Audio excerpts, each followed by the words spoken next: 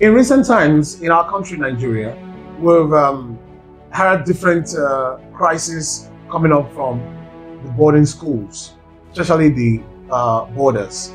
Now, different crises. As a matter of fact, some lives have been lost.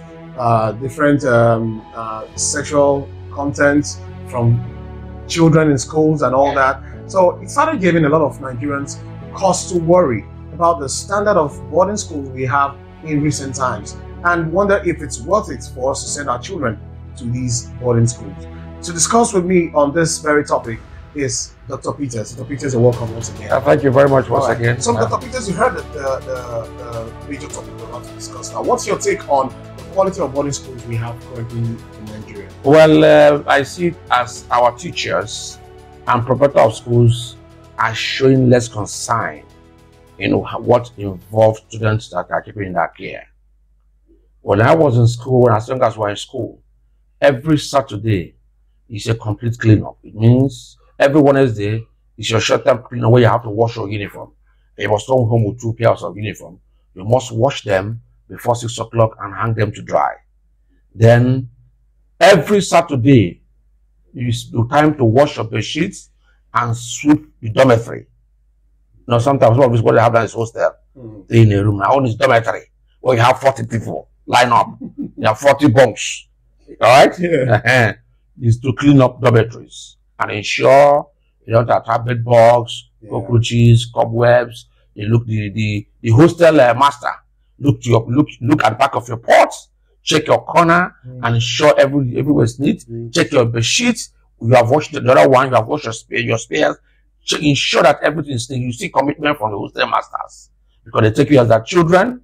Then if you are going to school on Monday morning, that Saturday and Sunday, your sandals will be polished, and he will come back, Mr. Duque, and inspects the whole standards. Must be polished. Monday everybody's sent to school. Saturday they bring baba. That they used to use. Come and baba to school. You have to be ready. If you don't have money, the school pay. When your parents come, they collect money from him. Everybody's smart, everybody's neat, everybody's clean. But now, hostel master they go in house by 4 o'clock. What school dismisses by 4, hostel master also dismissed by 4, leaving the children alone. Even the hostel mistress, she's not able to be found. But there the hostel masters are there. And at one time, you cook with a small round stove. You cook your food and eat your food while the hostel master is there. The game master also live in the same hostel, live in the same the school compound. Because sometimes we play ball up to 6 o'clock. So you see everything went on smoothly. But these days, my brother, the noodles have all made cooking us that we don't even know what we should do as a responsibility, what we should do for humanity, what we should do because morality calls for it. All that we do now is all about money, money, money, and money. When the money is not involved, it's not working. Even when we are people that say our salary is 100,000, and the man say, okay, do the work. In the middle of it, we say 100,000 is too small. So if you were to advise a parent, for instance, who wants to put a child in a boarding school, what would you ask that parent to go ahead or just register a child to day students? Find out what is going on in the school, whether they still maintain the old system. Find out system, yes, okay. The one I attended. Okay. Find out what's going on there, whether they're actually doing it the way it should be, or not bringing some people collect salary, collect student tea and drink and go. You know what you call old system. Some parents would call it manual labor of the children. That's not like manual labor. Using the children to clean, to DMGS, to do everything. DMGS on child, you stay there.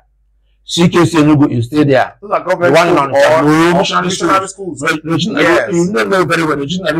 Regina Maris, whatever. You stay there. There are schools that are still doing it, and it's working. But I'm talking about the psychedelic. We're now talking to the is where the so-called commercialized private schools are doing everything for money. So when you are putting them there, I'm still asking if that ideology would not appear as manual labor of the children because of the British Montessori, the Western culture. These are things that we are beginning to adapt. As a matter of fact, before you answer that question, Mr. Tony is around, just walked in. So we'll take a short break and we'll come back and continue. We have Mr. Tony with us who will join us shortly.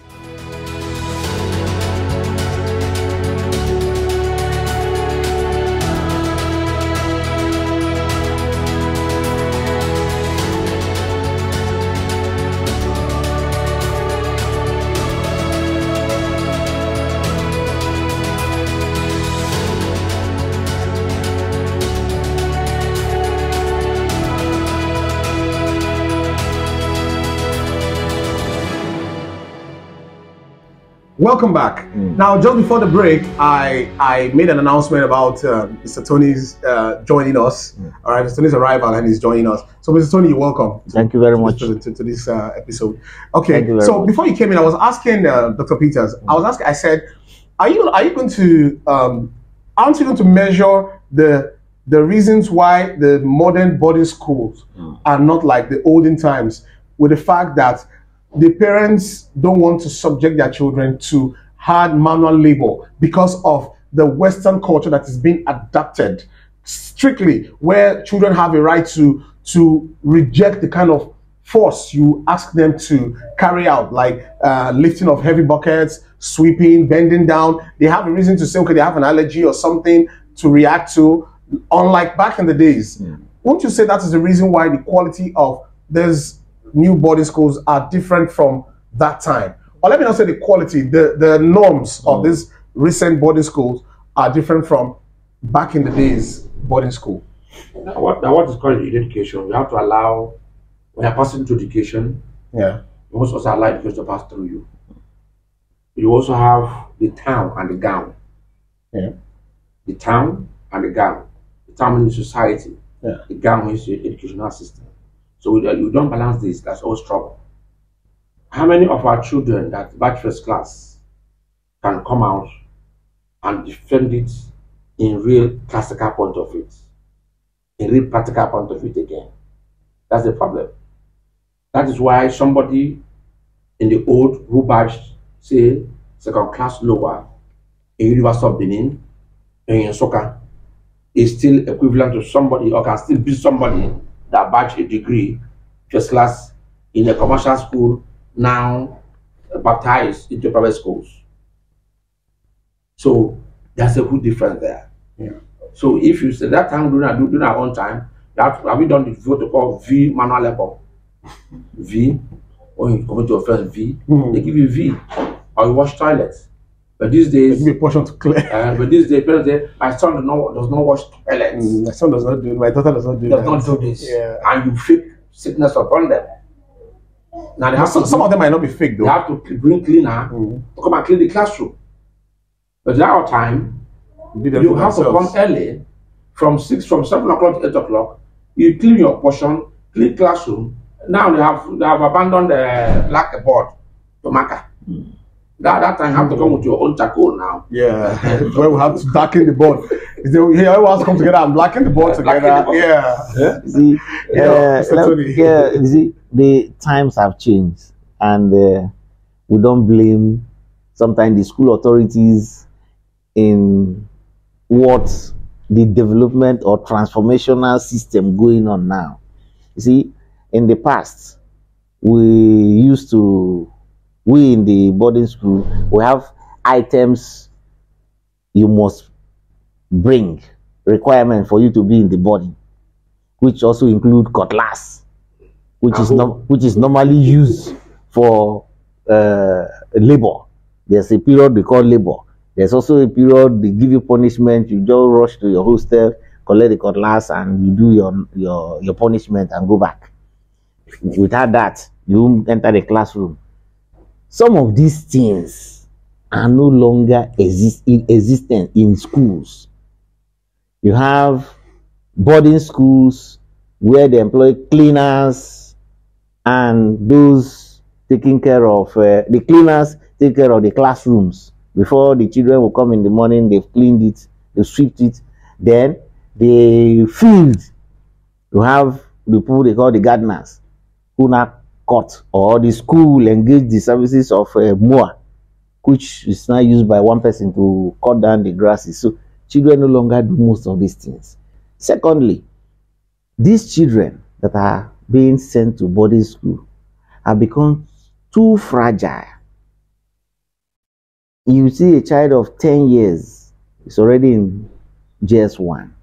In those days, if you are not up to 15 to 16 years, you won't be in JS1. Exactly. But these days, the children grow so fast, learn so fast that they just get to JS1 at the age of 10. Do you think that's the problem of the children, or is actually a problem of the educational curriculum? Easy curriculum where a child start writing at the age of 3. Yes. Before you know what's happened, by 9, it's already writing primary 6 exam. Then by but 10. Most parents are actually happy. They see their child as, yeah, my child is moving very fast. Very good. Then some get double promotion. Yes. I remember my baby girl one time, the school said she got promoted. Then all of a sudden they said she got another double promotion. I said, no, please leave it there. Leave her there. So these are some of the parents were angry with me that you just stopped the child from making progress. I said, no. Thank you very much. Thank you. You see, that idea of jumping a child a class affects the child in the secondary school. As somebody who is experienced in university eventually. Yes, because by the time the child finishes her SS3 at the age of 15 or 16, she's already in the university. 100 level at the age of 15, so to speak. The child knows nothing about life. In fact, anything about secondary school, if you ask that child at 19, he or she won't be able to tell you what happened. Because she will just mature in the university. She will give you a detailed study of what happened in the university. But what happened in secondary, say, okay, I used to have one auntie. That's it. That's all they can remember. They did this. Okay, I used to have one classmate in this who is called this. So the problem of boarding school stems from the age these children enter into the school. The school authority has also viewed that they have more fragile children in schools these days. Some come with some kind of ailment from home. I say, okay, this child has asthma, this child has this, this child has this. Do you want to carry those children now to go and cut grass? No. If they do, they die there. Then, so the school authority now looked at it and said, let's avoid doing some. In fact, some come with medical report that say, don't do any strenuous job. Yeah. My daughter is an example. When she came back from the hospital at the age of 9, she had kidney surgery. And they said, give this report to the school authority. Princess does not carry anything, does not do any hard work. But of recent, and I said, look, if you don't do hard work, I wonder how you're going to survive.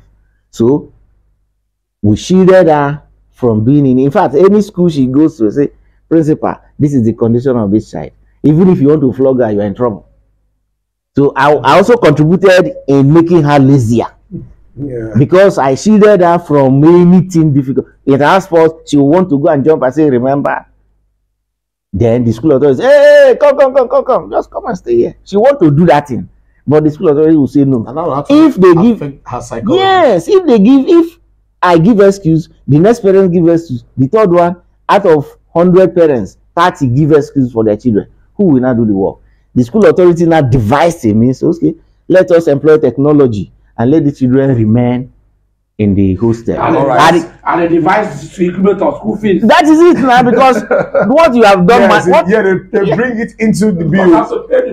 What you would have done manually is being done by technology, and technology costs money. Yeah, it costs money. You have to pay for it. A child now who has not even run from here to this end of this world, you now take her to stadium to go and run 200 meters. At the middle of the road, you go further than that. Something else in my research about boarding schools in these present times is the lack of facilities compared to back then. You lack not just only sporting facilities now. Even the sleeping facilities. Yes, you lack good sleeping facilities. You lack security facilities. All right, because they've left everything to social media. Everything is packaged. Everything is packaged. So there are no details. There are no details anymore being paid, no attention being paid to these kids and the welfare and the environment where they live, where they are meant to learn from. All right. So these are factors that have been limiting the quality of boarding schools, where you can have students also because of the quality of these kids foundation, like Parents Wise and all, they have access, most of them have access to money. And with the status of the condition of this country right now, they just sort the teachers and do whatever they like. Look the other way and they do whatever they like. Yeah, exactly. All right. So, Dr. Peters, what would you say can be done to change the narrative in this question? Let's prefer solutions for to make parents reinterested. You know, back then, when those who came from boarding school come home, the difference is clear. You notice that in a home, the person wakes up earliest, the one who arranges her bed or his bed, the one who does the home chores, the one who's always there to provide solutions.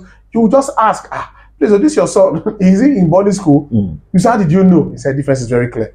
All right. So how would you, what measures would you suggest to bring us back to that quality and impactful, societally impactful kind of culture and upbringing of children that went to the boarding school and its advantages? Like I said, it's a cumulative effect where the father and the mother attended private school and they were pampered until they graduate. The same way they are pampering their children in the same private school. If you watch the training of an illiterate old mother in the village that did not go to school, the way she handles children in her care, to go, and she police them to go to school, and the way she timed them coming back, and the way she also asked questions about the school, you begin to wonder if that woman who did not go to school should care much about this. How much more the young parents who is educated that money will solve everything. An old man in the village, once you pay that school fees, any other you are talking on your own, you see book, go and borrow, except where necessary.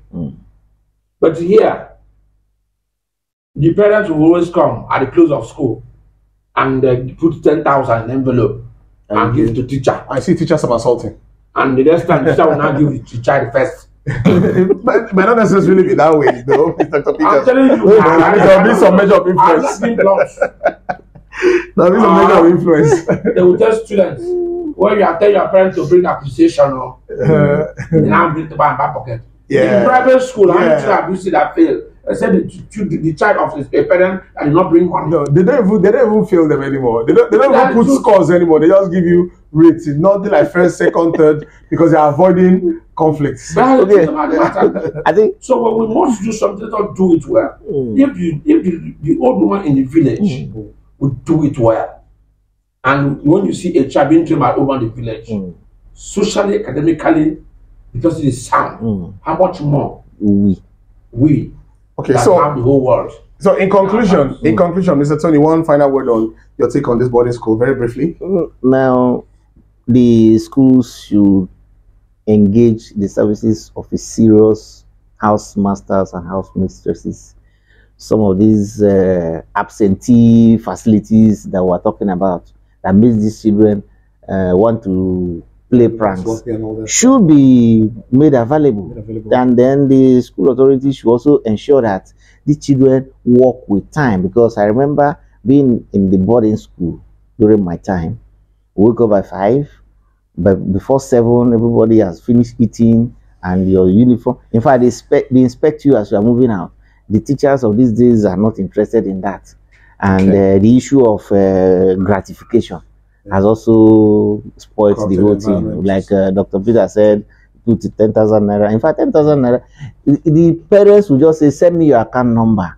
And they transfer the school fees to the school, transfer the boarding fee to the school. Then the housemaster or housemaster gets an allowance on monthly basis to make sure that the child or in the hostel is being taken care of. Yeah, so you see, these things are making boarding facility, giving it a threat, negative threat.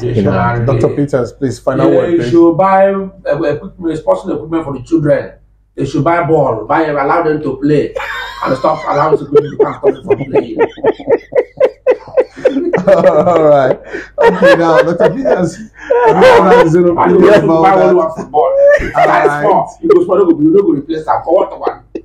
they should go play ball. Play ball, okay. Anyways, we've done a little justice to the boarding school standard in our country, because lately it's been going out or getting out of hand, and it affects each and every one of us. We're all parents here, and a lot of parents out there are scared to send their kids to boarding school for fear of insecurity and fear of exposure to some social vices that the children are not meant to have access to at that stage in their lives. All right. Then also we've urged the school authorities to ensure they acquire more facilities. Some of these big schools, especially in some major towns in Nigeria like Lagos and Abuja, you see big names with expensive fees, but it's just 1-2-story building, right, with no playground, no field for sporting facilities,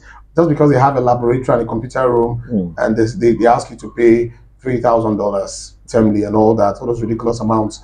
All right, so that's their branding, that's their packaging and all that. I'm not against whatever they're charging after the Nigerians who afford them, but basically it's important, like my panelists here have said, that they provide facilities that are commensurate with the fees, with the amount they're charging, one. And also, they should make sure they improve on the standard of their boarding facilities, especially with regards to security and good number of staff. All right, good number of staff. Dedicated number of staff, not the ones who would come and leave.